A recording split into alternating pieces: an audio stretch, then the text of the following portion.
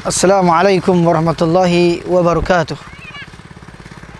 Alhamdulillah wassalatu wassalamu ala rasulillah. Amma ba'd.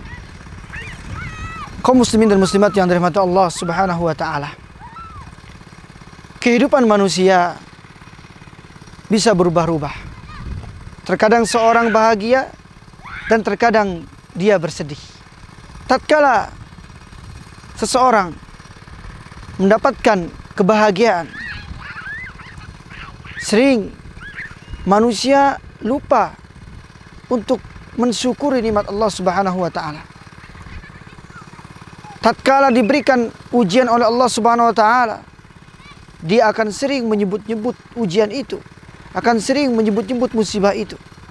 Seperti yang disebutkan oleh Al-Hasan Al-Basri rahimallahu ta'ala, yadhkurul masaib wa yansan ni'am.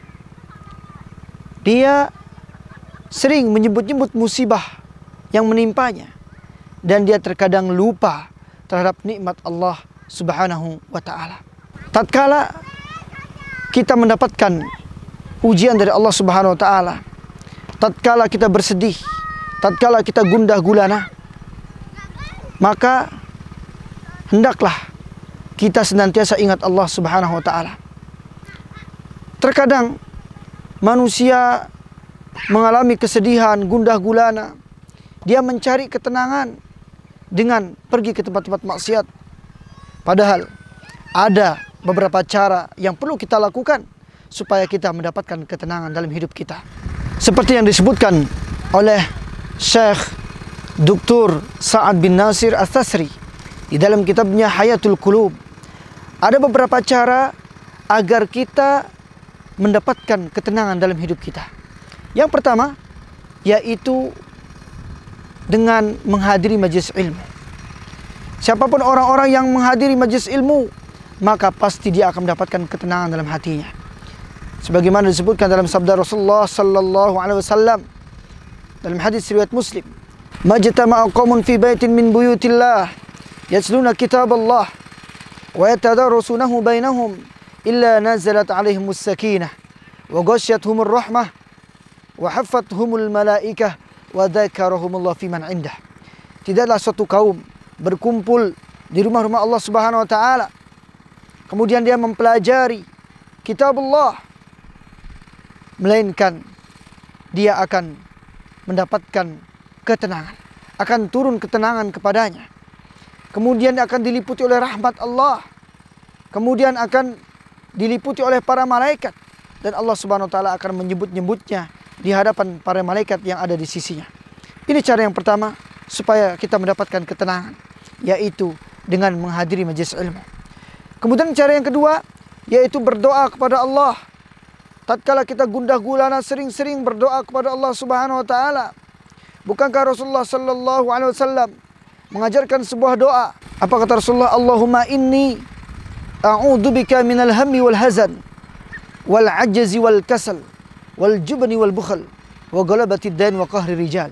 Ya Allah, aku berlindung kepadamu dari gundah gulana dan dari kesedihan. Dan aku berlindung kepadamu dari sifat lemah dan dari sifat malas. Dan aku berlindung kepadamu dari sifat pengecut. Dan aku berlindung kepadamu dari sifat pelit. Jadi doa ini kita baca agar Allah subhanahu wa ta'ala menghilangkan kesedihan di dalam diri kita. Kemudian cara yang ketiga supaya kita mendapatkan ketenangan yaitu dengan membaca Al-Quran. Barang siapa yang sering membaca Al-Quran, maka Allah pasti akan berikan ketenangan di dalam hatinya. Tilkas sakinatu tanazzalat bil Quran. Ketenangan itu akan turun karena Al-Quran. Siapapun orang yang membaca Al-Quran, maka akan turun ketenangan di dalam dirinya. Berbeda dengan orang-orang yang mendengarkan musik. Setiap hari dia mendengarkan musik di rumahnya, maka dijamin dia pasti akan mendapatkan kegalauan di dalam hatinya. Kemudian cara yang keempat agar kita mendapatkan ketenangan, yaitu dengan berzikir kepada Allah. Sering-sering mengingat Allah subhanahu wa ta'ala. Allah Subhanahu wa taala menyebutkan di dalam surah Ar-Ra'd ayat 28. Alladzina amanu wa tatma'innu qulubuhum bi dzikrillah. Ala bi dzikrillahi tatma'innul qulub. Orang-orang yang beriman dan hati-hati mereka tentram, tenang dengan mengingat Allah Subhanahu wa taala. Ketahuilah sesungguhnya dengan mengingat Allah, hati-hati itu akan tentram. Kalau hati seseorang tidak pernah mengingat Allah Subhanahu wa taala, maka hatinya pasti akan gelisah. Hatinya pasti akan gundah gulana. Bahkan hatinya akan berkarat. Karena apa? Tidak pernah diisi dengan zikrullah. Seperti disebutkan oleh Syekhul Islam Ibnu Taimiyah rahimallahu taala, "Adz-dzikru lil qalbi kal ma'i lis samak. Kaifa yakunu as-samak idza faraqal ma'." Zikir bagi hati ibarat air bagi ikan. Bagaimana keadaan ikan jika terlepas dari air? Pasti ikan itu akan mati. Begitu juga kalau hati kita tidak pernah diisi dengan zikrullah, maka hati itu pasti akan mati. Maka sering-seringlah berzikir kepada Allah Subhanahu wa taala. Kemudian cara berikutnya agar kita mendapatkan ketenangan, yaitu dengan berkata-kata yang jujur. Dengan berkata jujur. Rasulullah SAW menyebutkan di dalam sabdanya, "As-sidqu tuma'ninah wal kadhibu ribah."